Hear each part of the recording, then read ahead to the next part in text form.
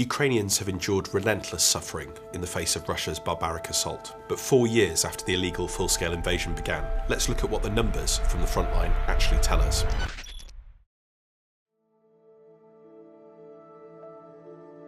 In 2023, Russia gained 0% of Ukraine's territory. In 2024, 0.5%. In 2025, 0.8%. And today, even including all the land they annexed illegally back in 2014, Russia controls less than 20% of Ukraine. After hundreds of thousands of assaults and over 1 million casualties from the Russian side, the front line has hardly moved since the end of 2022.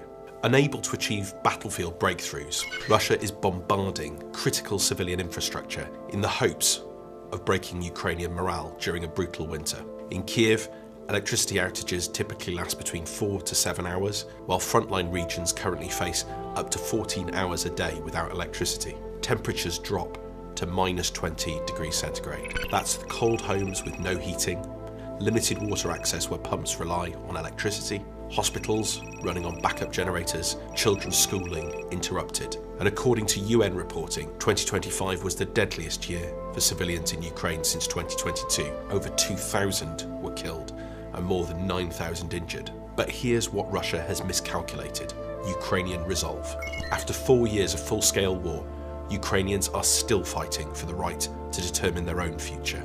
The UK stands resolutely with Ukraine, and we've backed that commitment with action. First, we're cracking down on the Kremlin's war machine. We've sanctioned Russia's largest oil majors, including Rosneft and Lukoil, worth billions to Putin's war effort. To date, the UK has sanctioned over 3,000 targets, clamping down on those fueling Russia's military machine. Russia has lost more than $450 billion due to international sanctions. And last month, their oil and gas revenues hit their lowest level since July 2020. Second, in defence support, the UK has committed $3 billion in military aid to Ukraine every year until the end of the decade, for as long as it takes. And third, we're helping Ukrainians through this brutal winter. UK funding has already helped over 1 million people this winter, supporting vital emergency repairs. We've dispatched 59 UK-funded generators across Ukraine to ensure the continuity of water supply and heating to those most in need. Altogether, the UK has committed up to £1.2 billion to fund humanitarian,